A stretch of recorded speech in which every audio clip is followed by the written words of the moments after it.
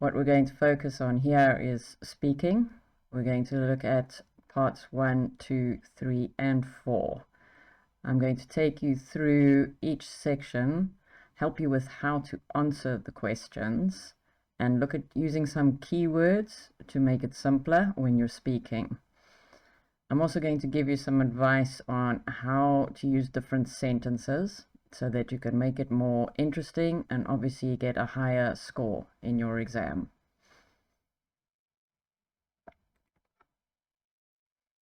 I have about 7 years experience teaching CAE and CPE to students. Most of my students, obviously adults, that are wanting to do it. It could be because they want to apply for a particular job, or they already have a position, and in order to keep that position or to make it permanent, they need to get the CAE certificate. Right, I'm also going to talk you through each section, let you know what's expected from you, and we're going to look very carefully at the questions as well to make sure that you are answering the right way, that you're giving them the right information. And remember, Cambridge exams are very much about your opinions, what you think might be happening, what could be happening, why someone might be doing it. Okay, so it's very much about your impressions. It's not just completely academic answering the questions. So remember to use your opinions, express your opinions. That's very important with the Cambridge exams. So without further ado, let's move on to the next section of this course. So in this section, we're going to have a look at what does the exam consist of. So as you'll see, the CAE exam consists of 4 parts: reading and use of English, the writing, the listening, and the speaking. So the reading and use of English is 90 minutes. This is, for many students, the hardest part of the exam, the most difficult part. It focuses obviously very much on grammar. You have to know phrasal verbs and prepositions very well. You have to have a very good vocabulary, a very good understanding of your reading as well. The writing part, maybe not so difficult. You have a choice of options. You get 90 minutes to do it. If you are well prepared, you should be able to finish well within that time and be able to go over what you've written and make sure you haven't made any spelling mistakes. Double check your grammar, see if you could perhaps add some adjectives or adverbs in to make it more exciting. Perhaps you can replace some words that you have written with an idiom. Include some phrasal prepositions, include some expressions. Listening, also just concentrate on what you're listening to. When preparing for CAE, you're going to have a very good all-round knowledge to be able to do this. So be able to listen and understand about different topics. And then listening, it will not be too difficult either. The speaking part, only 15 minutes. This can be scary and intimidating for a lot of students, but focus on that it's only 15 minutes. And I'm going to show you in this course, which is about CAE speaking, how to best prepare for this section. If we go on to look, there's just some more notes here about your score or your marks that you will get. CAE is acceptable to some universities. Obviously, when you're looking at which universities you're going to go to, see if they are looking for IELTS or if they are looking for CAE or if they are happy with just the CEFR equivalent. So as long as you have the correct level. Reading and use of English is 40% of the mark. So it's a big section, a big part of the exam, and the other 3 sections count for 20% each of your total mark. Okay, you will get a statement, you will get results, you will get a certificate if you have passed, when you have passed. Okay, and obviously you can try again. Sometimes people are very nervous the first time they try any exam.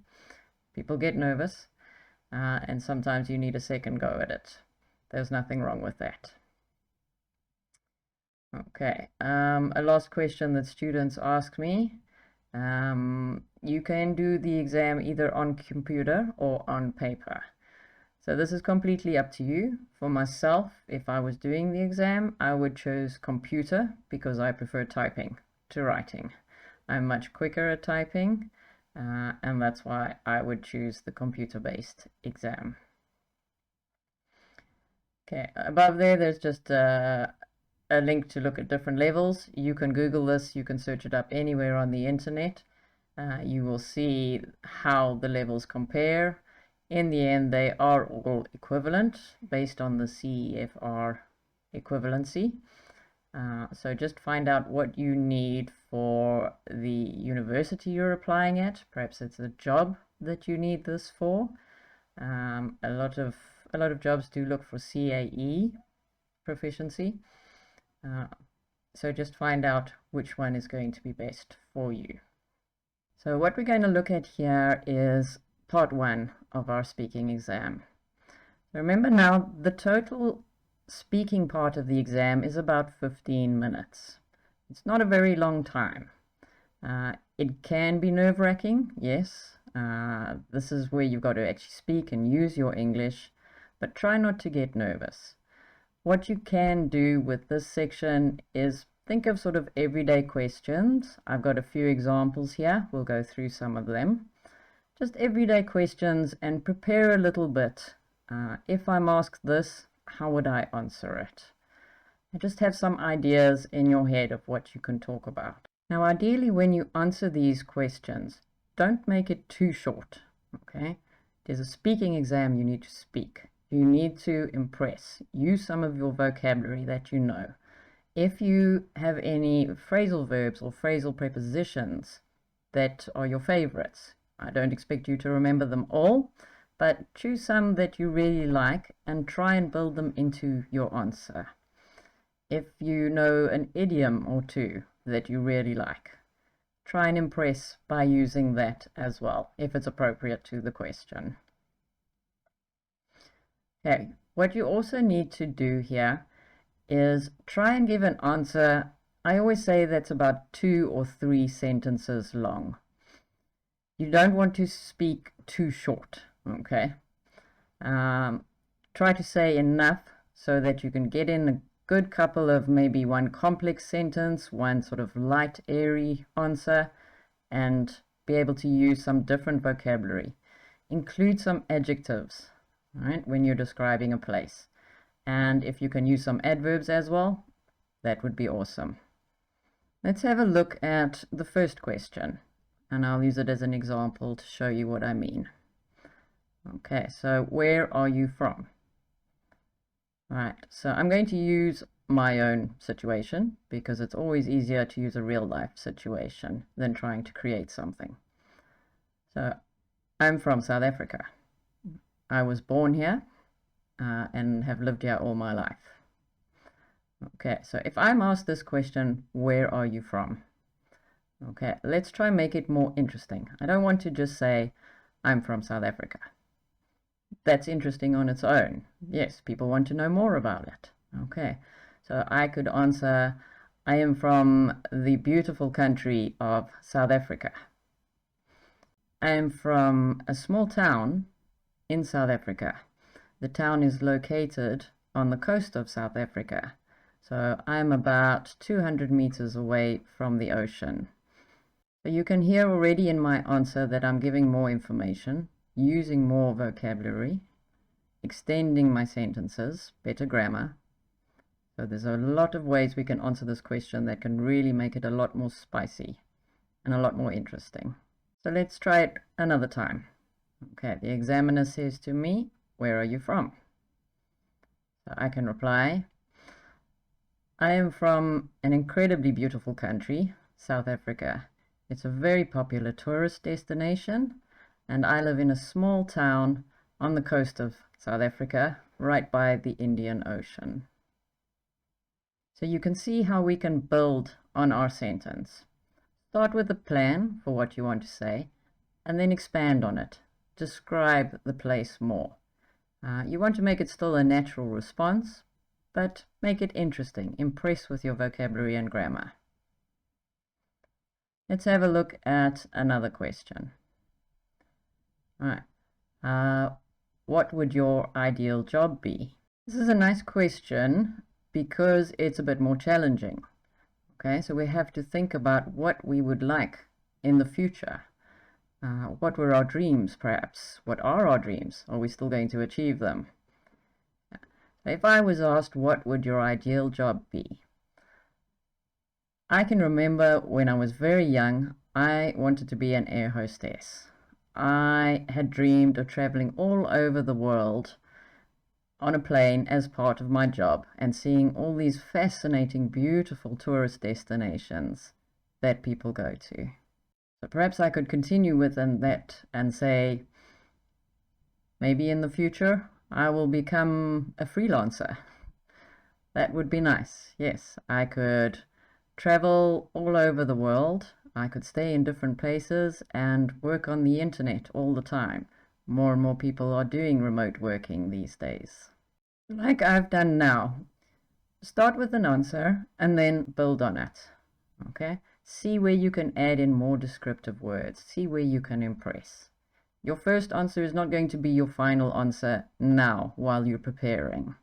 You have time now in your preparation to do the best that you can. And give yourself, it doesn't matter, 3, 4, 5 attempts at the sentence until you're happy with what you want to answer. And then practice it a bit. You don't want to sound like a robot when you answer, but practice a bit with your answers so that you get used to describing places you're talking about, using your emotions and your feelings when you think about what was your favorite childhood memory, or what would your dream house look like. Yeah. Be more creative. Again, use your thoughts, express your opinions, and use idioms and phrasal prepositions if you can. In one of my answers, you'll see I managed to put in past perfect. Okay? That's what we want to focus on with our grammar side of our speaking. More complex sentences. And so to finish up with this section, what we need to take away here is 2 or 3 sentences in your answer. Don't make it too short. Okay? Be descriptive. Try use different types of grammar in your speaking so that you can impress. And build on your sentences in your preparation time now before the exam. Start with one line, add adjectives, add adverbs, add an idiom, so that it can be a much better, more thought-provoking answer that you give. Let's continue now with part 2 of the speaking exam, or the long turn. Okay, what you're going to be given is 3 pictures, or 2 pictures, okay? Varies sometimes. And what you need to do is compare 2 of the pictures, okay? Be very careful here that you don't describe the picture, okay? We don't want to know that we can see a man in a black coat walking down the street. This is not comparing at all. So what you need to do here is compare the pictures, okay? There is always a second part to the question as well, where they ask what might they be feeling, what might they be doing, okay? We need to then express, from our opinion, what we think is happening to that person in the picture. You need to speak for a minute in this part when you are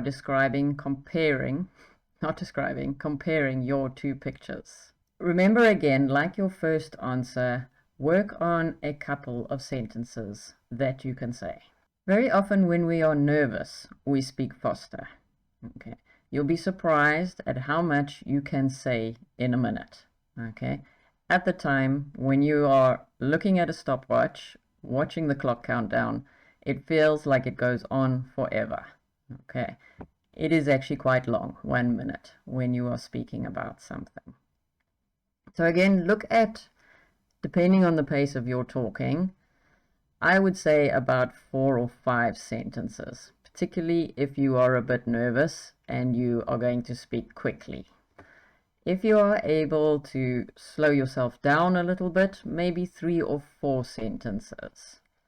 But again, in your preparation, get out a stopwatch, get your phone, it doesn't matter, look on the internet and time yourself. You will be really amazed by how much you can say in a minute. The important thing here too is keep talking. Okay, do not stop short. Don't speak for 30 seconds or 40 seconds and then waste 20 seconds of your time. Okay? Make sure that you go through this a few times on your own and time yourself. And then you will get a very good idea of how much you can say in a minute. So remember now with this part, okay, you are given your pictures and you are asked to compare the pictures. Okay. You don't need to say which ones you have chosen.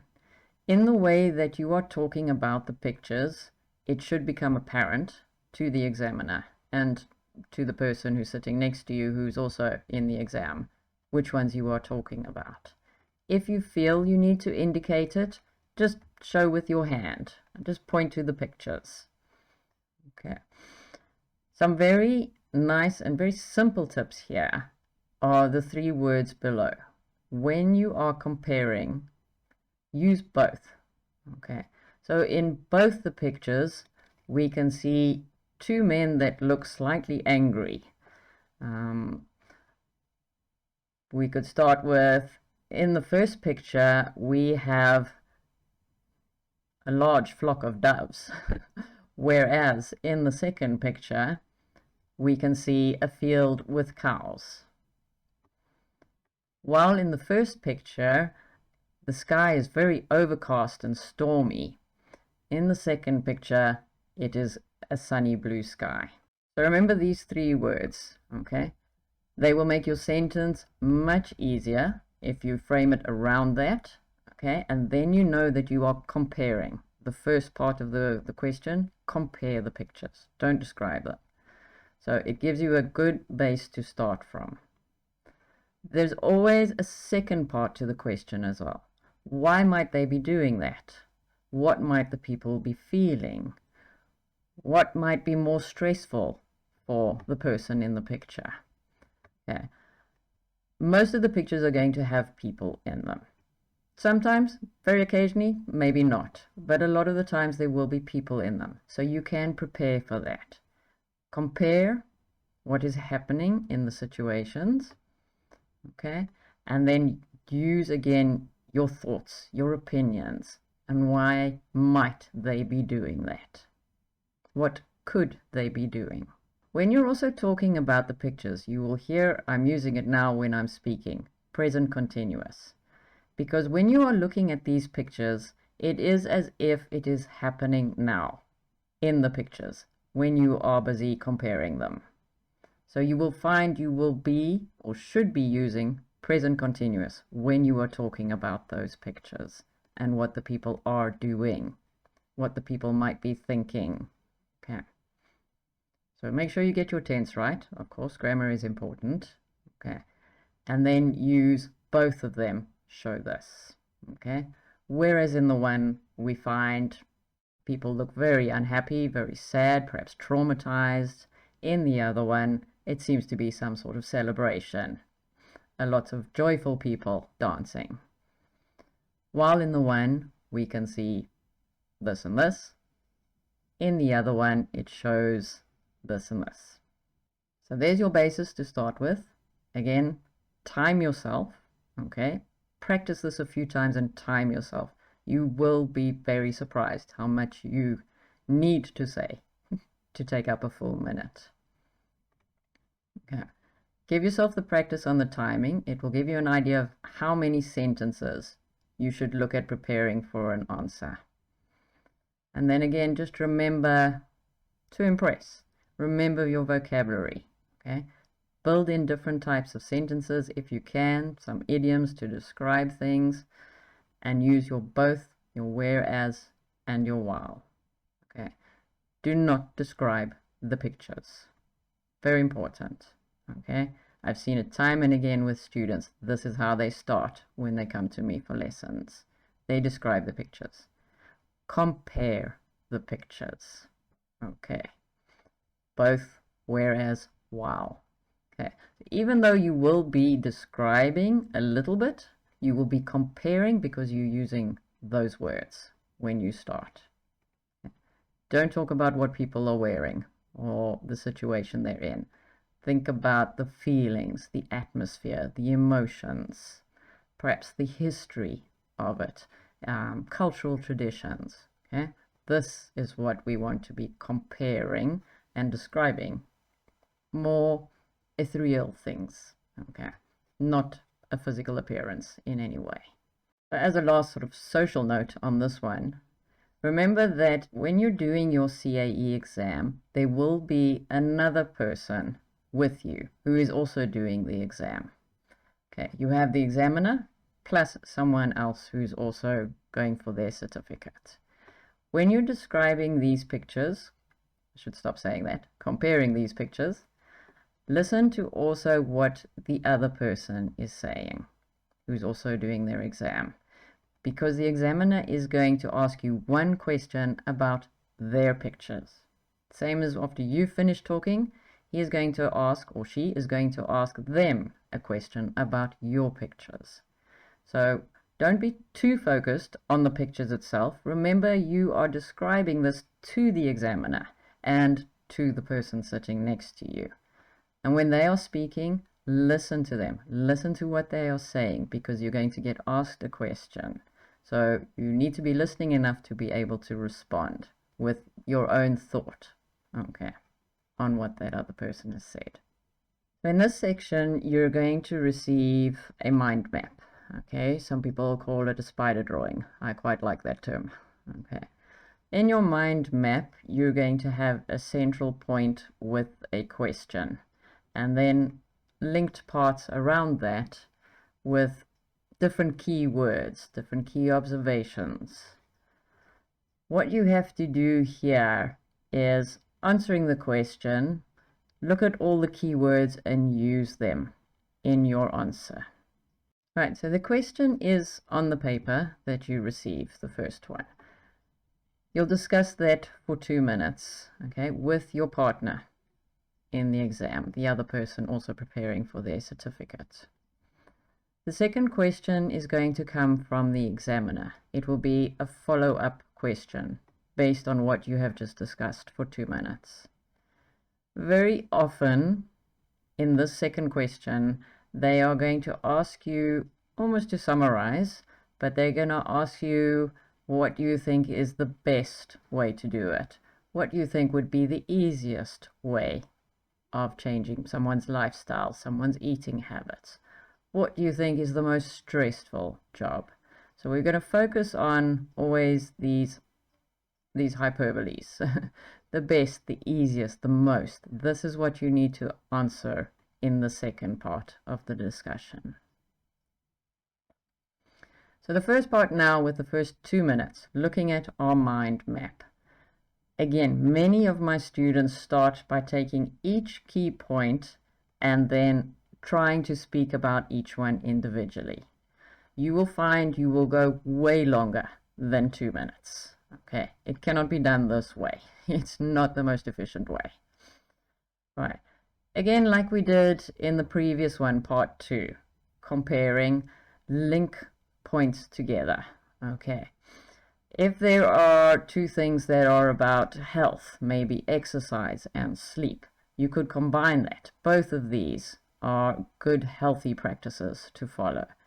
Eat right, exercise regularly, and join those 2 together. Use your linking words. Okay, so don't take each individual topic, each keyword, and try and describe it on its own.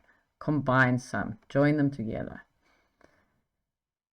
The very important thing to remember here in this section is that you're working with your partner. So don't just talk all the time yourself. You need to say sleeping patterns and a healthy diet These are both very important for a healthy lifestyle. What do you think? And include your partner. Ask them questions. Ask what their opinion is. Okay. Talk about another key point and say, I think this is vitally important if we want to have a balanced lifestyle and ensure that we achieve the best from life. This is one that we really must take care of in our day-to-day lives. Do you agree? Include your partner. This is all about collaboration, working together. Yeah. That 2-minute discussion in the beginning, discussion, is between you and your partner. Okay?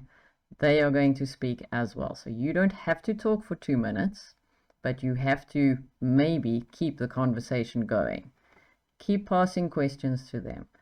You might get someone who is very nervous. Perhaps they're really struggling to get even a sentence out. It's okay. They are testing you individually, even though you are sitting there together.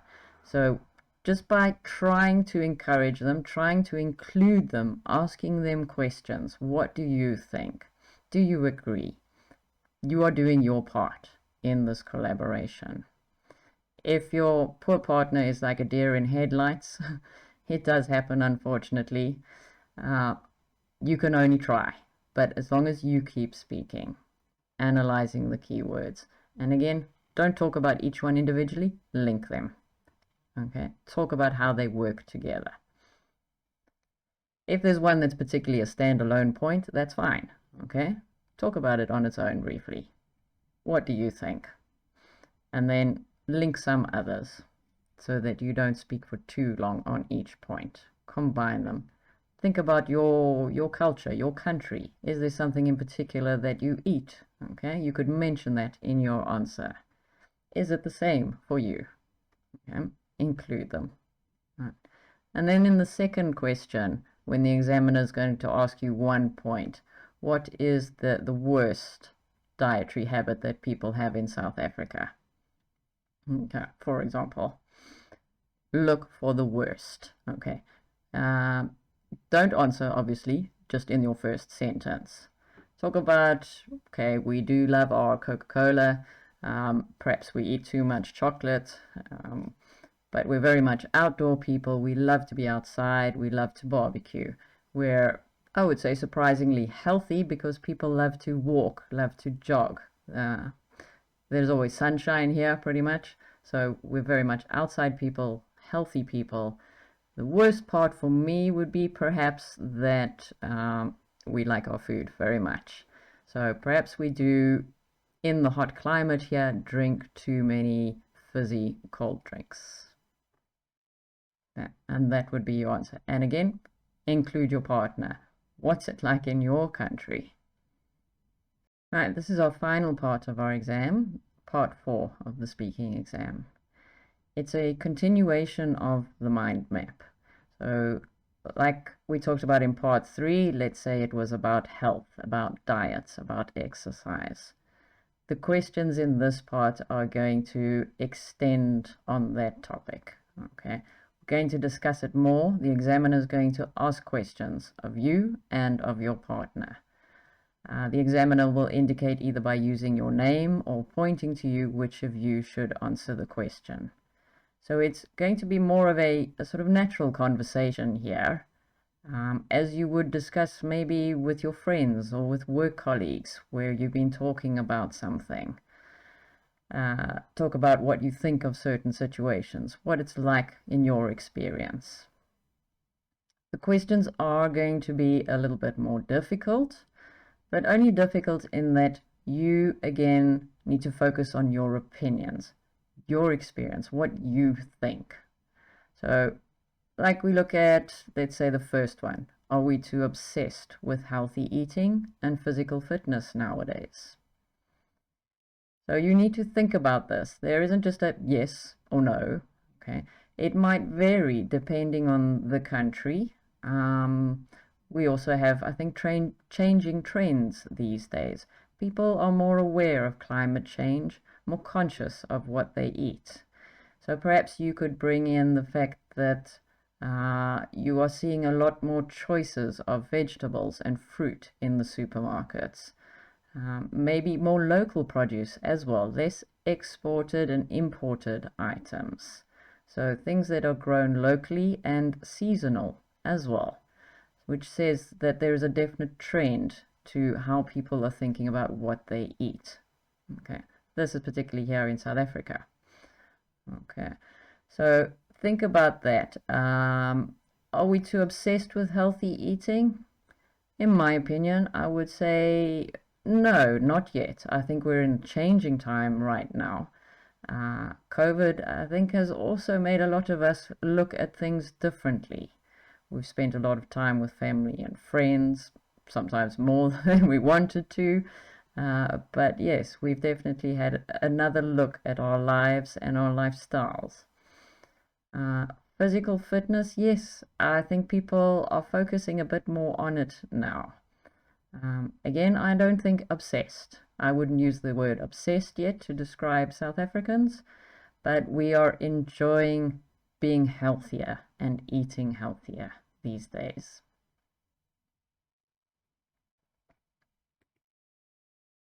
So remember now with your Cambridge exam, it is about what you think, all right? What are your opinions on a topic? Obviously, we want to express our opinions well. We don't want to be prejudiced and biased. Not nice in any situation. So nice answers, good answers. Think about your culture, your country, other countries, the influences from the world. As you'll see at the bottom, there's some common topics. Okay, we've got health, very topical. The environment, everyone's talking about the climate. Social issues. COVID has really shown the widening gap between rich and poor, haves and have-nots. Jobs, I know here unemployment has increased a lot. Technology, very interesting topic because again it looks at the difference between access to internet, access to devices. Relationships, always a good topic, sort of fall back on family relationships, work colleagues, okay, and then money. So when you're preparing for your Cambridge exam, as you know already, you need to focus on things that are current, things that are trending, climate, global warming, COVID. It's what we've talked about for the last 2 years, and lockdowns and restrictions and remote working. So all of these that are very current and topical are ones that you want to be reading about now. I would definitely like to recommend you to also listen to TED Talks. It's an amazing website. I use it very often with my lessons. Watch videos, listen to people, read the transcript, learn new words and expressions that you hadn't seen before, or you heard it but you didn't quite catch it. Now you can read the transcript. Okay. Do a lot of reading and listening in preparation for Cambridge. You need to be very comfortable with an advanced vocabulary, very comfortable with phrasal prepositions. All through my course here, I've talked completely naturally as a native speaker. You need to be comfortable with that, understand me completely, and then you will be ready for your CAE. So to end off now for today, we've looked at all the speaking parts of the exam. Okay, I've shown you how you can prepare for speaking on your own. If you need to finish off maybe and just practice a bit with a teacher in an online lesson, that will be great. But it can be done on your own. Don't tell the teachers. So read up on topics, listen to videos, particularly TED Talks. They're very good, very interesting, and you will learn a lot of vocabulary and you will improve your grammar quite dramatically by listening to them. It also gives you a very good foundation of vocabulary and grammar, listening skills and reading skills that you're going to need throughout the Cambridge exam. So it's great to practice all of them all the time. And on a final note then, I wish you very well. Don't get nervous. Okay? Keep calm, take some deep breaths. You can do this, and make sure you're well prepared. Good luck.